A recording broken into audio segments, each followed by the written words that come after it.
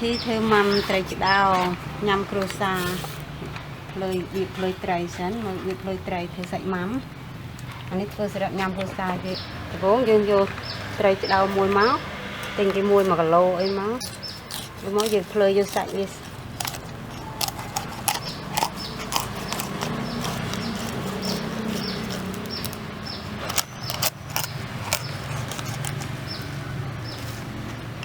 bây giờ ở chè lời té dương tình máu ai này buộc lời ảo máu rồi dương vô chị ẩn đi sáng Kran tani mình kran chè lưới tinh cây sạp nó dùng chuột rồi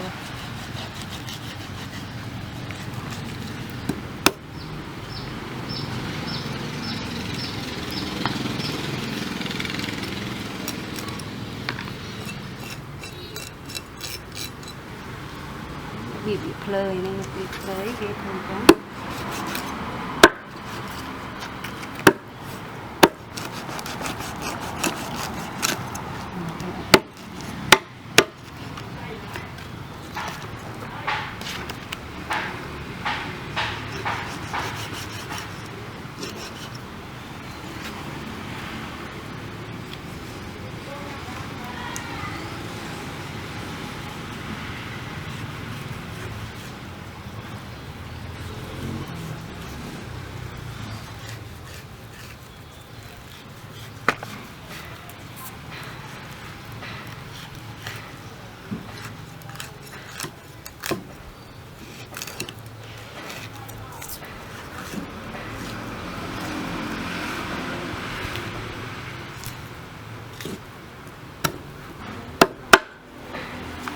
việc cười bàn trắng máu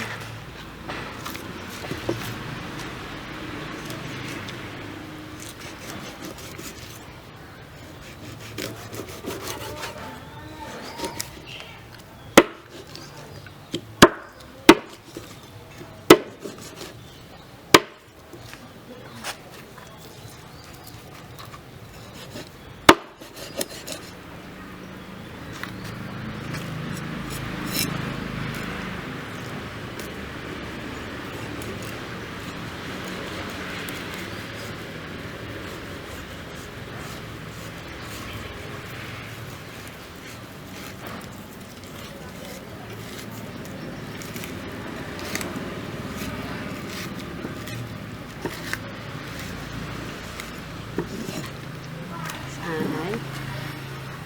với sắn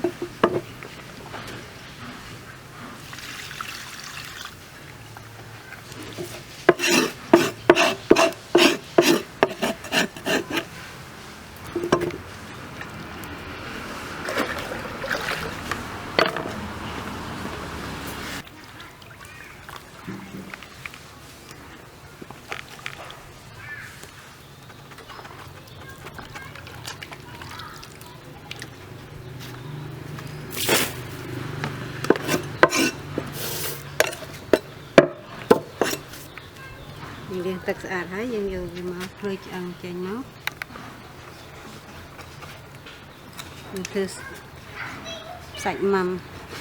Trey Chdao thư mầm sạch anh em ha mầm sạch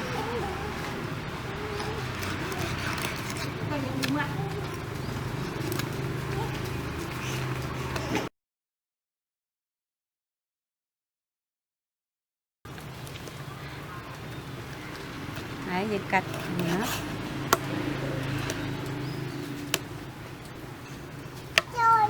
để hàng đồng tiền nó còn lại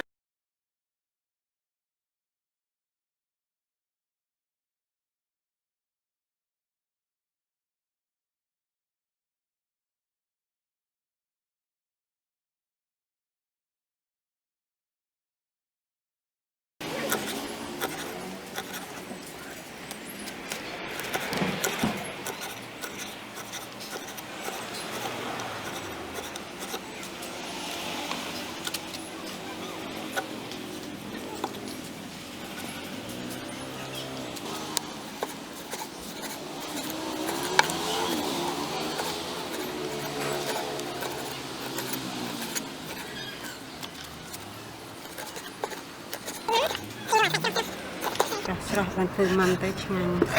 យើងហាន់ហើយហាន់ជាបន្ទះហើយយើង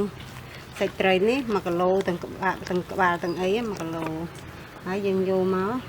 យើងហាន់ជាអញ្ចឹងហើយយើងប្រឡាក់អំបិលដែលយើងដាក់អំបិលបាន1ខាំកន្លះអីទៅព្រោះសាច់ម៉ាំគឺត្រូវការប្រៃ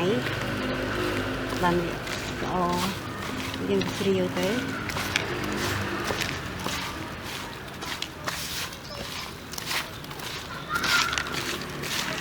យើងច្បាច់វាឲ្យចូលអំបិលកុំឲ្យវាស្អុយសាច់ត្រី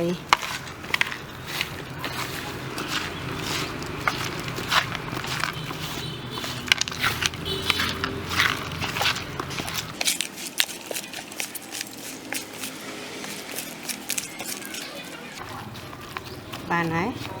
យើងទុកវាមួយយប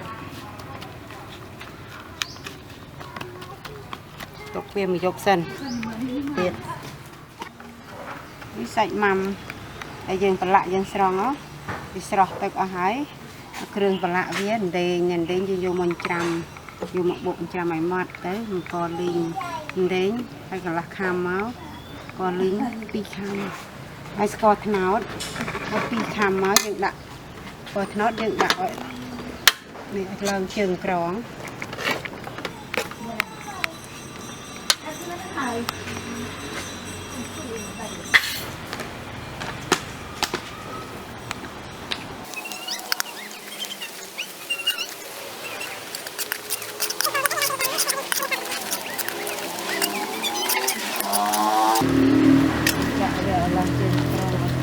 ជួយដើម្បីប្រឡាក់ម៉ាំទៅវាអត់ជ្រិញ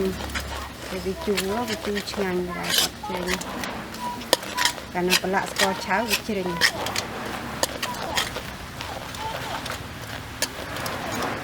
ហើយយើងអត់ដាក់លឿអត់ដាក់ម្ខាក់ទេបើយើងធ្វើញ៉ាំខ្លួនយើងដាក់លឿដាក់ម្ខាក់bằngក្រហមយើងធ្វើធម្មជាតិញ៉ាំគ្រួសារចាក់ទឹកតិចមកកុំឲ្យវាខ្លោច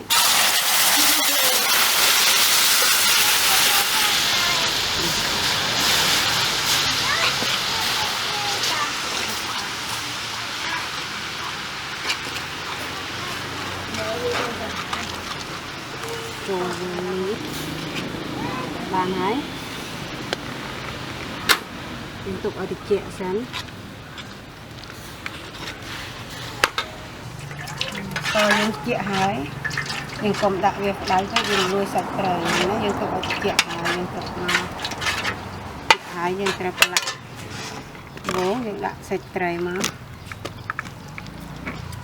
កន្លែងវាបេះចេញពីគ្នាណា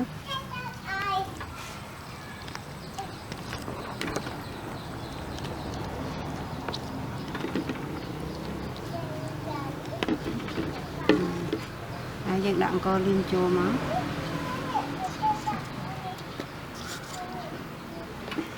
ដេង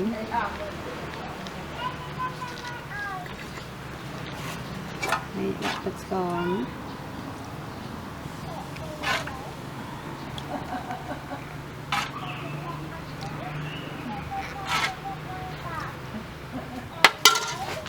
ជ្រេកចូលគ្នា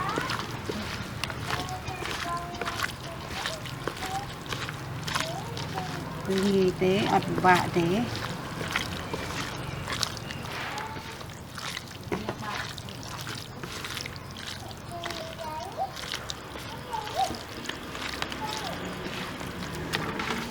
យើងច្រកតែ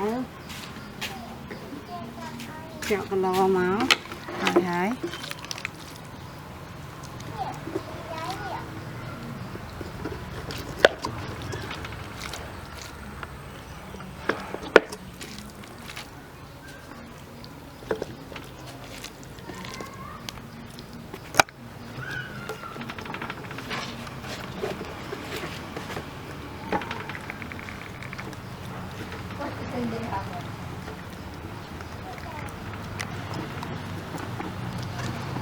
ប៉ុណ្ណេះបាន